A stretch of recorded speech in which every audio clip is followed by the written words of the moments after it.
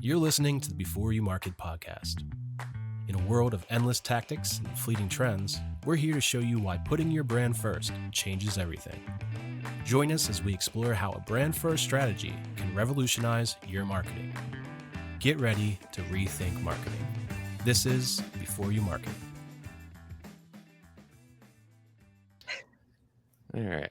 So, hi, everybody, and welcome to the Before You Market podcast, where we challenge you to rethink marketing. I'm going to do that every time, and I don't care.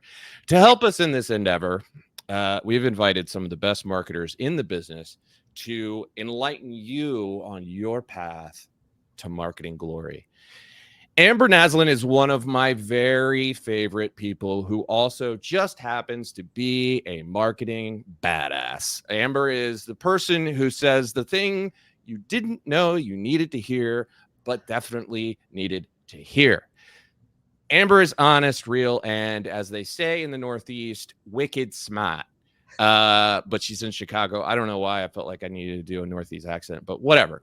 Amber, please take a moment and introduce yourself to these fine folks. How do I do better than that, though? But I have faith in you. Thank you very much. Hi, everybody. I'm Amber Naslund. My day job is currently with LinkedIn, which I think we'll get into in a minute. I run a sales and customer success team over there. I sort of defected to the sales side after about 25 years in marketing. So I don't know if that still qualifies me as a marketing badass. I don't know if I'm still that No, I think it does, actually, more so than ever. Anyway, yeah, I've been a marketer and a digital marketer for a really long time. I started in nonprofits, weirdly enough, but ended up in the tech sector about 15 or 18 years ago or something like that. And I've been doing that ever since. And I think that's how you and I met in the halcyon days of early social media. Back years and years ago, when things were simple, when we were young, and I didn't have as much gray hair, and Facebook was new and exciting. Oh, cool. Back when everybody actually wanted to be on Facebook, right? The horrifying wasteland of the mass exodus. So yeah. Also Twitter was cool. And Twitter, right. Yeah, exactly. Lots of things are cool that are no longer cool. And lots of things are cool now that really shouldn't be cool. Right. But anyway. We're old. Yeah, we're old. We're old and cranky. So I spoke to your book spouse, his words, not mine, yesterday, a certain Mr. J. Bear. And we both agreed that you're going to be a better guest. Or maybe I just thought that. So that sounds like a very Jay thing to say. Yeah, sorry, Jay. Anyway, are you ready to do this? I'm ready. Bring it on. Let's roll. Let's do it. So I wanted to revisit a question that I asked you the last time I interviewed you, but from a slightly different angle. So I asked you before why so much B2B content is so boring. So this time, from a slightly different angle, my question is, why is B2B content still so freaking boring? I mean, will they never learn? What's your advice to these hard-headed fools? You know, what's interesting is in some ways I'm grateful that it hasn't evolved, because that means I still have a job. But in other ways, I think I have a couple of answers to this. One is, I think so much of B2B, we were conditioned that it's like this very clinical process, because we're talking about business decisions. And so it's all about rational thought and ROI and all these very spreadsheety type terms. And I think marketers got indoctrinated in that world, thinking that the only hook we have is a bottom line on a spreadsheet or product features and benefits and that kind of stuff. And we didn't benefit from the world of splashy, nobody hired Whedon and Kennedy to do their ads in B2B. So we didn't get the infusion of creativity and fun and emotional messaging and stuff that was so endemic in the B2C world. And I do think that the tides are starting to turn. I'm hearing more and more people who are determined to break out of that. Right. But I also blame us as marketers to a certain degree for the way that we evaluate and measure marketing success. We do it in such a bubble. And in the B2B world, we're constantly concerned with things like cost per clicks, cost per 1,000 impressions, cost per lead.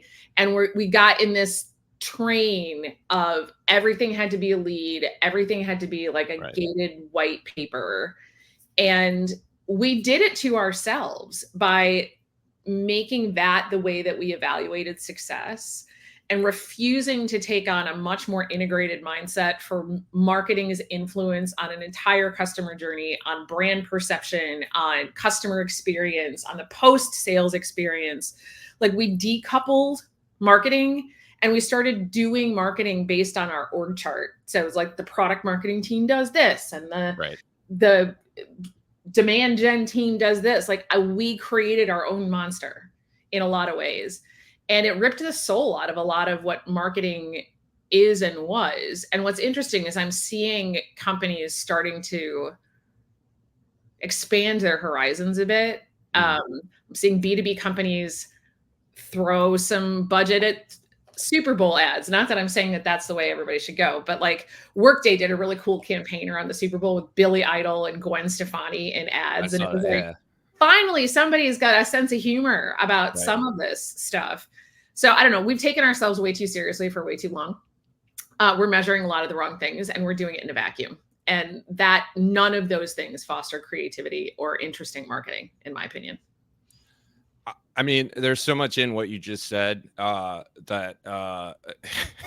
my head is spinning because I couldn't agree more. I mean, it's insane. The silos, the the writing to the creating content to the org chart, and just the idea that you can't have a story and a personality and a soul is just kind We've of silly. totally forgotten that the person who signs a check to buy software or consulting or something is still a human being at the end of it. And you don't just like put on a suit and then forget all of the thoughts, feelings, and emotions that you have. Buying is still an emotional process, whether it's a B2B decision in a sales cycle that's 18 months long. There's lots of research that says that people still will buy a B2B solution from their day one list, meaning that they've already got a list of people, providers, companies, brands in their head that they know, like, and trust already. And that's more than likely going to be who they end up going with. And they'll do their due diligence to maybe add a few more to the list or do some research or do an RFP or whatever, Mickey Mouse stuff we're doing.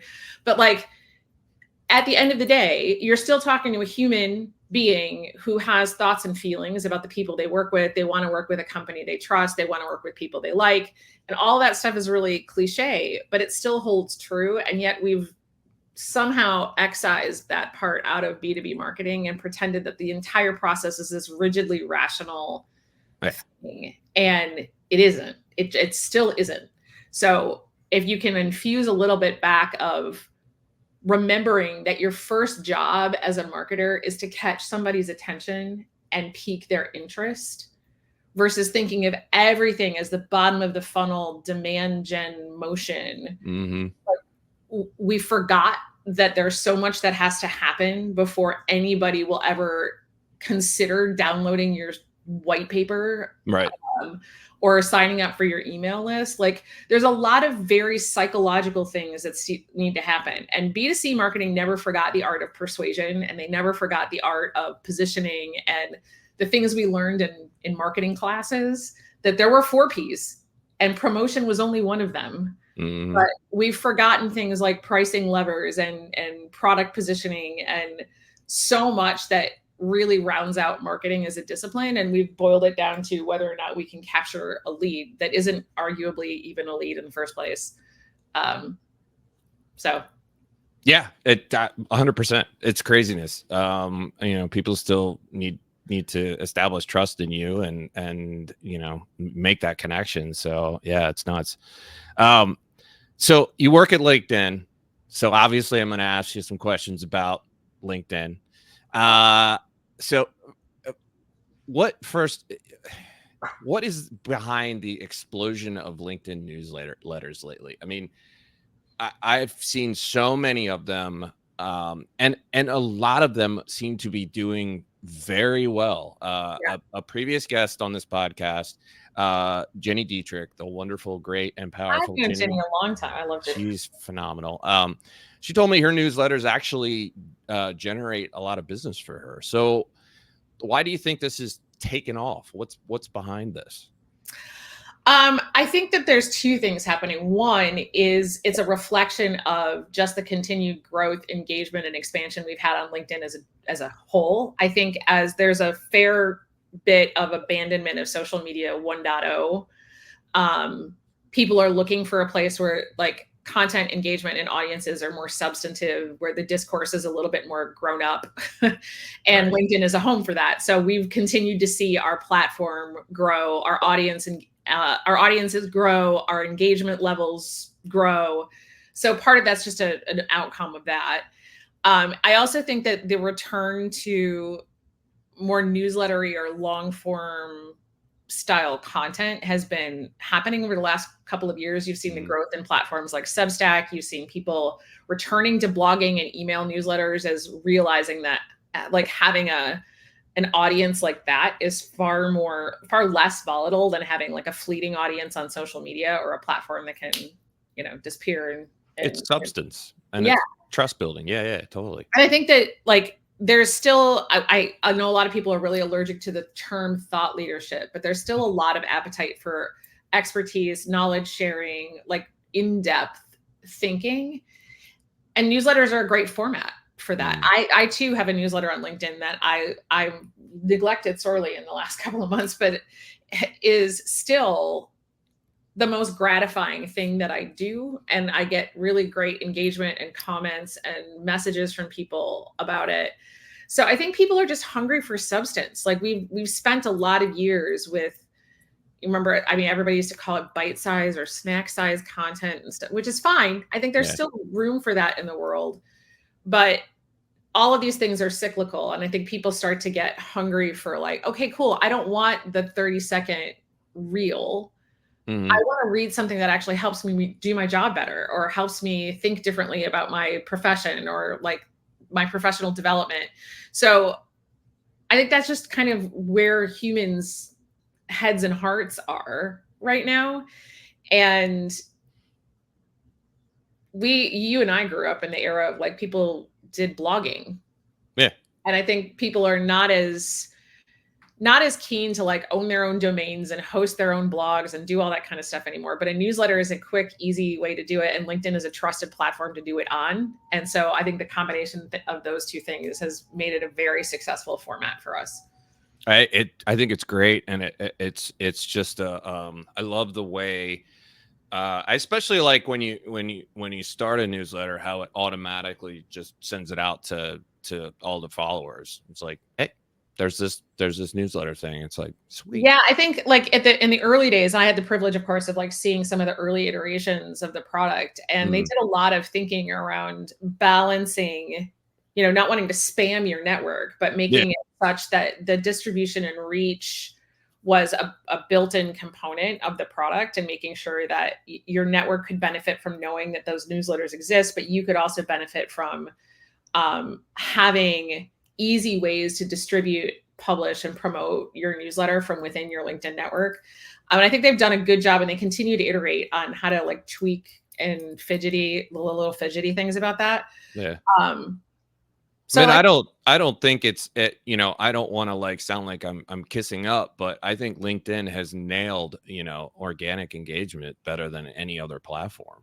I mean, I agree with you. I'm biased, but I was a power LinkedIn user. But I got my job at LinkedIn because of being really heavily active on LinkedIn, which is a story for another time. But like, I still am a very avid LinkedIn user, and I spend a lot of time on the platform creating content, engaging with content, and just the experience of interact. I know LinkedIn gets a lot of shade, like people love to poke fun at the LinkedIn bros or whatever who but you have those on any platform. So I just kind of giggle because I'm like, there's always something.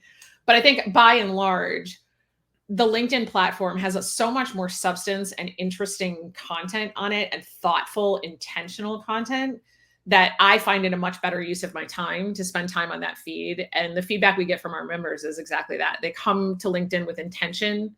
They spend time there intentionally versus mindlessly. Like you mindlessly scroll on Instagram, you purposefully scroll on LinkedIn because there's actually stuff in there that you want to see and read. And Yeah, that means that the quality of the experience is so much higher. I think you and I had talked about it before that you could leave a scrolling session on Facebook or Instagram and feel like crap. You can leave a scrolling session on LinkedIn and actually feel uplifted and motivated and like ready to roll. I agree. I mean, so many of the most like interesting and even the serendipitous connections that come up on LinkedIn all the time. Yeah. For me, I get amazing notes from people who I hadn't connected with in years. I find new connections because they're like a friend of a friend or a connection of connection. And that really was the juice that made LinkedIn special at its very outset. And I think it's still the thing that makes it unique and interesting. And I still derive, whether I worked for LinkedIn or not, I would still be a very avid user of the platform because I pull so much value and fun out of it, really. So you mentioned your newsletter, and it's called the Courageous Career, and I'm gonna kind of overly truncate it, but it really kind of discusses and addresses some of the ridiculousness of the whole hustle tech bro culture out there, which and it does it very well. And I highly recommend it. So check out that the Courageous Career on LinkedIn. So this has been a hot button issue for you for some time, and I'd love to hear how all this got started, or maybe more about your motivation to really address this topic, and you do it wonderfully, I should say. Thank you. Yeah. But it's like, I think the reason it's successful is because it's deeply rooted in personal like experience for me. And the origin of it was really that back in 2011 or so, I was part of a company called Radian 6, which some of you may have heard of or remember. We were a social analytics platform. In 2011, we exited to Salesforce. It was a big, exciting, like I remember it well. Yeah. Startup exit. I did well in that exit and decided to take my book with Jay had been out in the market, was doing really well. It was kind of like peak halcyon days of social media, like zeitgeist. And so I sold my stake. I stayed at Salesforce for like a year or so after the acquisition. I sold my stock in Salesforce and used that to start a business. And the really short rest of the story is 3.5 years later, the business imploded for a bunch of reasons that aren't worth going into. But like it ruined me financially. It like devastated me emotionally, psychologically, on every other level. I went back into the work world and suffered 2 subsequent layoffs, along with a lot of really difficult, gnarly, we were talking about this before we went on air, but like some really gnarly professional stuff in the midst of that, with kind of like toxic work environments and some really difficult other things.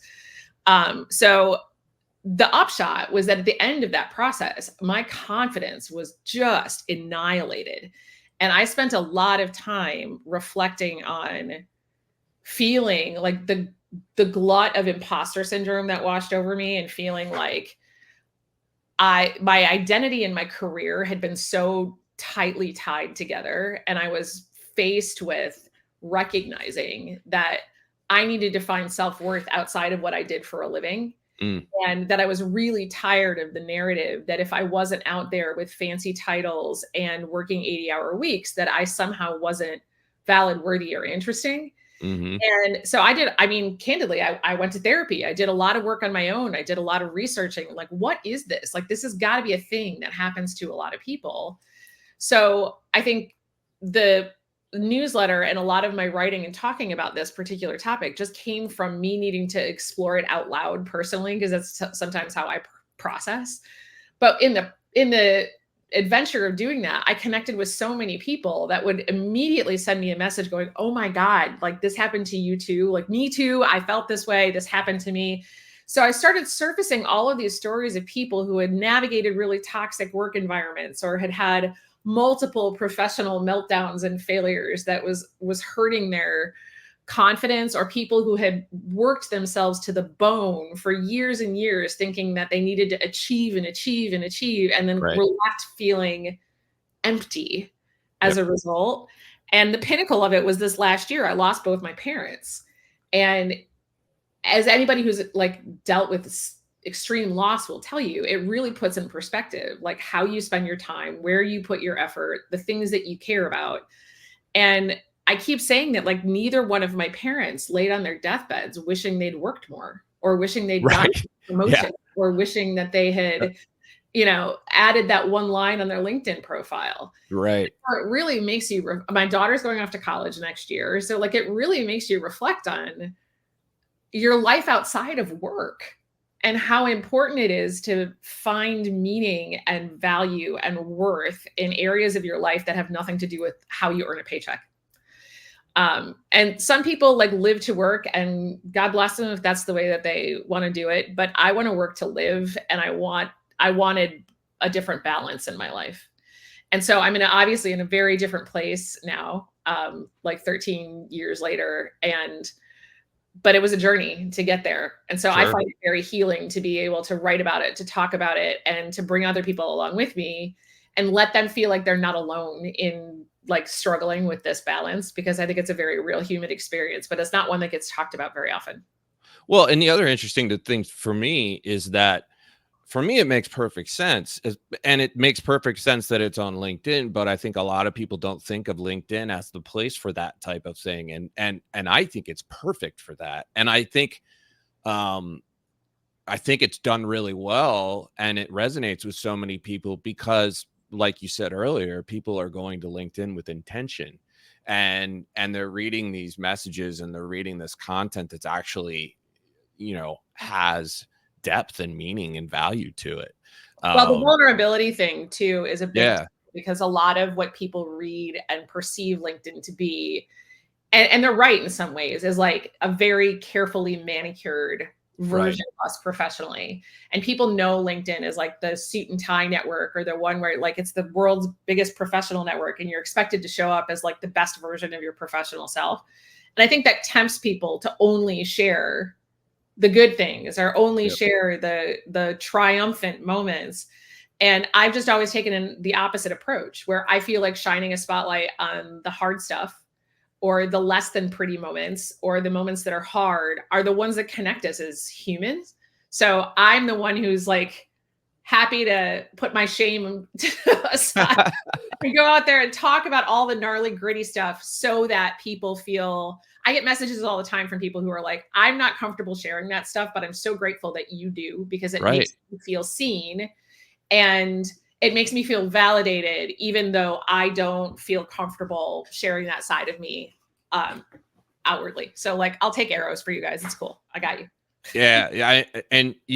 I don't think our fearless leader, or she Herbine is the owner of Brand 3, and she, and I think I'm okay in saying this because she's been pretty public about it. She's gone through some personal issues in the past, and she actually does the same thing. She posts about it very open and vulnerably on LinkedIn, but she doesn't do it in such a way that she's just complaining. She does it in a way to offer, her perspective, in the hopes that it's going to help somebody else. And you can see in the comments, it absolutely does every time. And I think, I think we were talking about humanity earlier, and I think it's important that that even, companies let people be people. Yeah. And I think all of that stuff. I mean, yeah, you got to be appropriate, Right.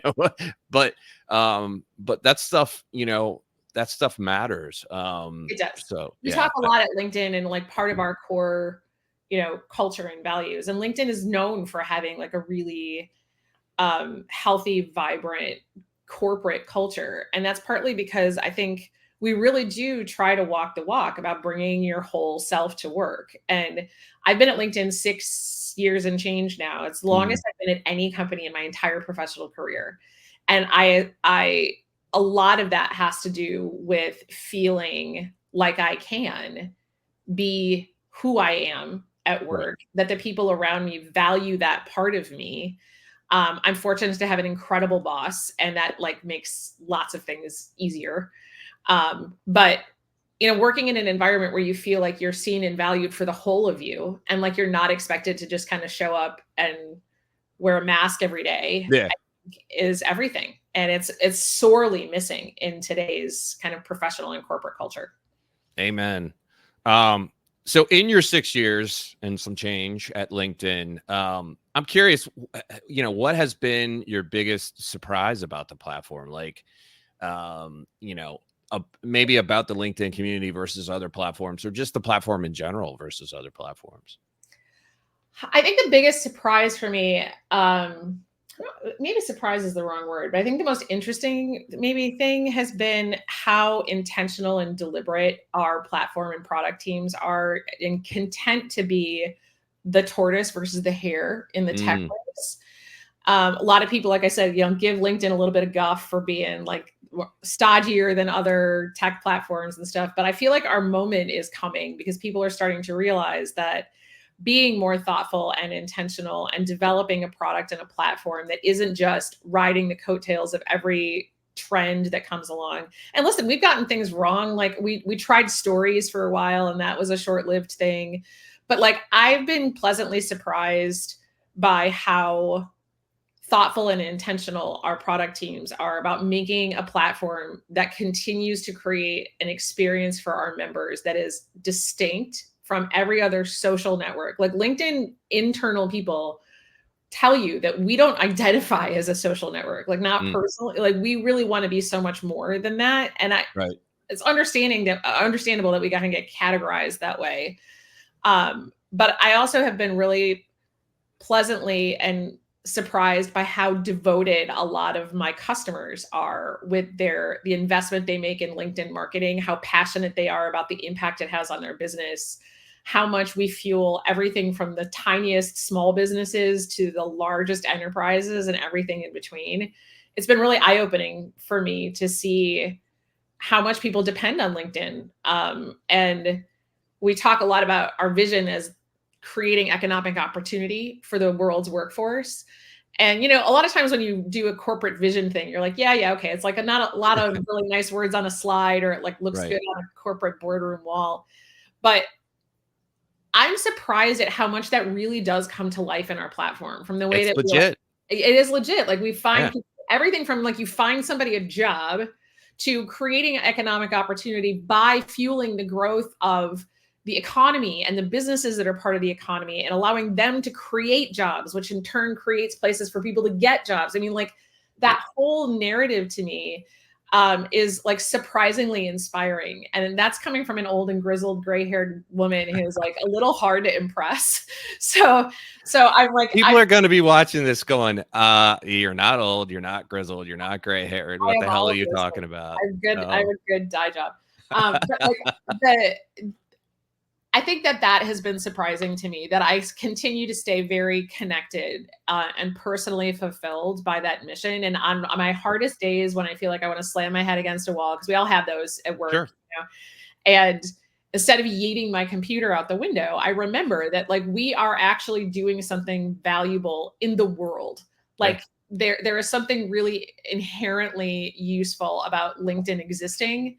And it's grounding on the days when I'm not sure I can, fill out another spreadsheet. So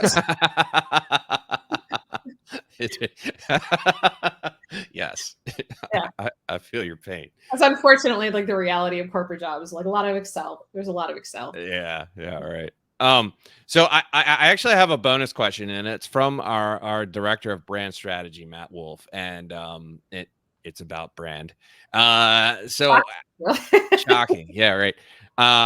Matt asks, how does having a clear brand message and brand identity help you in networking on LinkedIn? Oh my goodness. Okay.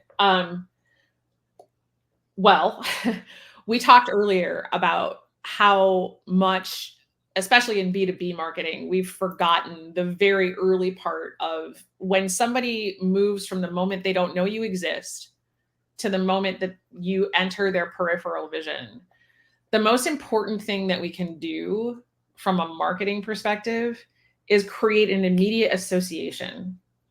So, for example, when people introduce themselves to me, often if I don't know them, they either found me through my newsletter, so they know me as like the imposter syndrome and courageous career person, or they know me from like, you know, social media and digital marketing circles, but they've made clear associations in their head.